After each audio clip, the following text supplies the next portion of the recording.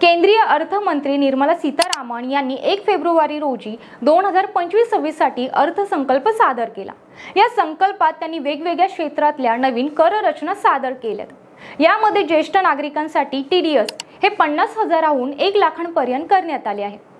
म्हणजे 1 लाखापर्यंतच्या राशीवर कोणत्याही प्रकारची कपात केली जाणार नाही।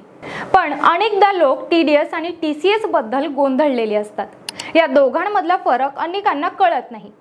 टीडीएस आणि टीसीएस सरकारद्वारे कर वसूल करण्याच्या 2 वेगवेगळ्या पद्धती आहेत। चला तर पाहूयात नेमका यातला फरक आहे तरी काय।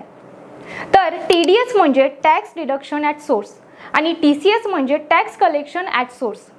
दोन्हीमध्ये पैशाचे व्यवहार करताना टॅक्स कापून सरकारकडे जमा केला जातो। तर टीडीएस हा एखाद्या व्यक्तीच्या उत्पन्नातून कर वजा करून शिल्लक राहिलेली रक्कम त्या व्यक्तीला दिली जाते। टॅक्स म्हणून कापलेल्या रकमेलाच टीडीएस म्हणतात। टीडीएस प्रत्येक गोष्टींवर कापला जातो, जसे पगार, व्याज, लाभांश, commission, professional fees, brokerage, contract payment इत्यादी। यात कर कपात करणाऱ्याला डिडक्टर म्हणतात आणि ज्या व्यक्तीचा टीडीएस कापला जातो त्याला डिडक्टी असं म्हणतात। समजा तुम्हाला 10 लाख रुपयांचं बक्षीस मिळाले, त्या संपूर्ण रकमेवर 30% टीडीएस कापण्याचा नियम आहे।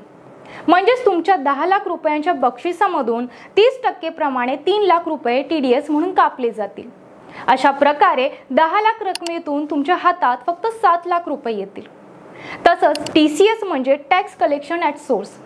हा कर विशिष्ट प्रकारच्या वस्तूंच्या व्यवहारावर लावला जातो, जसे दारू, लाकूड, भंगार, खनिज, toll plaza, parking lot ticket, उत्खनन इत्यादी। यात मालाची किंमत घेताना त्यात कराचा अधिक पैसा जोडून सरकारकडे जमा केला जातो। खरेदीदाराकडून टीसीएस गोळा करून ते सरकारकडे जमा करण्याची जबाबदारी विक्रेत्याकडे असते। रक्कम मिळवण्याच्या स्रोताकडून हा कर गोळा केल्यामुळे त्याला tax collected at the source म्हणजेच टीसीएस असं म्हटलं जातं। समजा एखाद्या व्यक्तीनं एका कंपनीला 1 लाख रुपये किमतीचं लोखंड विकलं। लोखंडावर 1% टीसीएसचा नियम आहे। 1 लाख रुपयांचे 1% म्हणजे 1000 रुपये। त्यामुळे कंपनीकडून एकूण 1,01,000 रुपये घेतले जाणार। अशा प्रकारे जमा झालेल्या 1000 रुपयांचे टीसीएस आयकर विभागाकडे जमा करावा लागेल। टीसीएसचा हा दर वेगवेगळ्या गोष्टींवर वेगवेगळा असतो। उदाहरणार्थ दारूवर 2.5%, तर लिग्नाइट, कोळसा आणि लोह खनिज यांवर 1% टीसीएस आकारला जातो। तर असा आहे टीडीएस आणि टीसीएस मधील फरक।